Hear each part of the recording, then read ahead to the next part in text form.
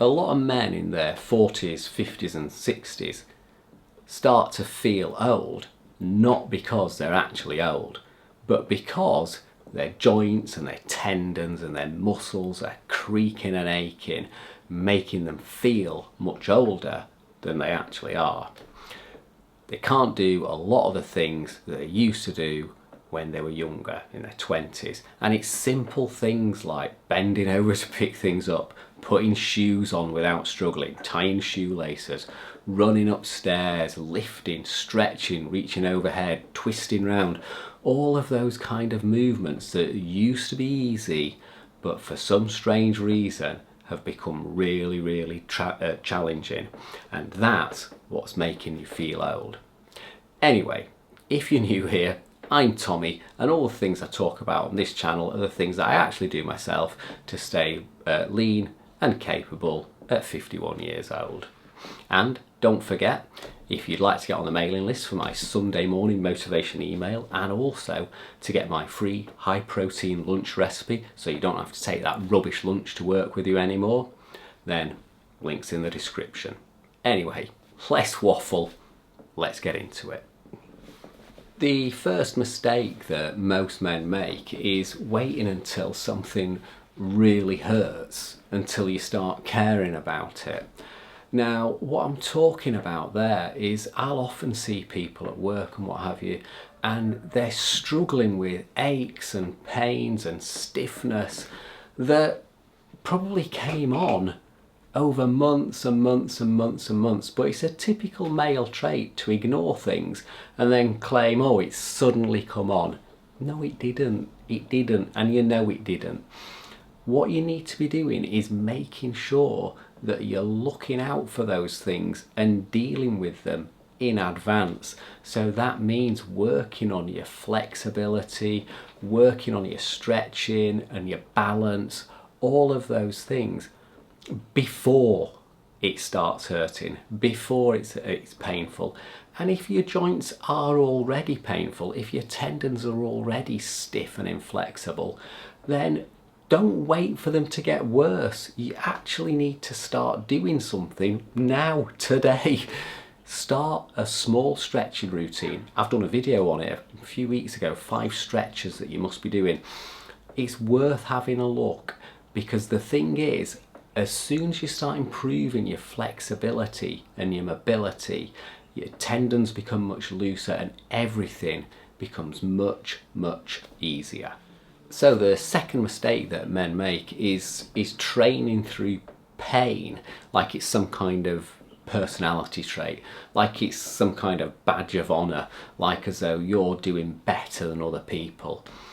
If you've got serious or severe pain, do not ignore it. You need to stop and you need to think about what should be happening instead. Now, I'm not talking about muscle burn. I'm not talking about when you're in that final rep of your final set where you're trying to squeeze out that last bit. That's the pain, that's the muscular endurance. That's normal, that's expected. It's not, and it's also not a sharp pain, and when you put the weights down it kind of disappears. But if you've got pains that feel like they're coming from your joints, like for example, I used to have really bad shoulders, and it was down to the fact that I was still doing barbell bench presses, and it used to mean that I couldn't lift my arm up properly, and for months and months I just ignored it. I didn't do anything about it. I didn't investigate it. I didn't try and learn, and it got worse and worse, and I ended up having to take time off from my training in order to allow it to recover, and then I had to go and investigate what I should be doing differently instead of doing that up front. So I would recommend, if you've got any genuine pain, serious sharp pain, then the first thing you need to do is start looking into what movements could you do differently so that you're not getting that sharp pain. And key ones are barbell bench presses, barbell shoulder presses, just anything with barbells when you're training your upper body, because it just forces the joints into those difficult positions. So don't train through pain when it's serious. analyse it, see if you can do a different exercise that's going to enable you to carry on progressing without that pain. So the next mistake that men make is confusing rest with recovery. Okay, so now if something's hurting, then stopping doing and resting is often a good thing. But then going back and doing the same thing that caused the problem isn't going to help you at all overall. And that's the key thing, is that you've got to understand when you're getting joint pain, when you're getting tendon pain, what's the right step forwards. And it's not always just to say, I'll stop doing it for a bit, I'll take a rest from it for a bit. In fact, sometimes in order to get good recovery, what you might need to do is actually do gentle exercises of a different form. So it could be, if you're, say for example, getting serious knee pain when you're squatting, when you're doing squats, it might be that you need to just completely stop doing squats for the time being and then move over onto something else, say for example doing reverse lunges with a lighter weight, so that you're still helping those support muscles, but you're doing a different movement that allows the joint to recover and become stronger. Because the worst thing you want to do is stop altogether with a movement and then think, okay, that pain's gone, then go back and do the same movement. The pain's just going to come back potentially. Whereas if you've switched over onto something else to help strengthen the joint and the ligaments around it, you might well be able to go back to the old exercise, or you might find that sticking with the new exercise is the thing that enables you to start making progress again. But rest, recovery, slightly different things. Rest is just stopping and starting again. Recovery is looking for the way forwards whilst allowing the injury or the stiffness or whatever to dissipate. The next mistake that men make is warming up like you're still 25. Now, I know myself, when I was 25 years old, warming up meant doing nothing. I don't think I ever used to do it. I think I just jump on the weights and get going. Now I take a different approach. So I lift pretty heavy for most lifts because I'm doing just one set to failure. But that's not the only set that I do of that exercise. So for example, if I'm doing dumbbell bench presses, before I go into my one working set, I'll actually pick up a pair of really light dumbbells and I'll knock out sort of 20, 30 reps just to get that joint, the tendons and the muscles all starting to move, getting them warmed up. Or sometimes I'll use bands as well, which are really, and just a light band, not the sort of really thick ones, just the really light ones. So you can just start to get the blood flowing in the joint, get the blood flowing in the muscles, and just feeling warmer, so that you're not going straight in and picking up some whacking great weight and then risking injuring yourself. It's super, super important that you don't skip those warm-ups. And if you're unsure whether to do a warm-up, do a warm-up. Simple as that. The next mistake that a lot of men make is only focusing their training on the muscles. Now, this is a little bit of a weird one, because the thing is, when it comes to your strength training, that is essentially all that you can do.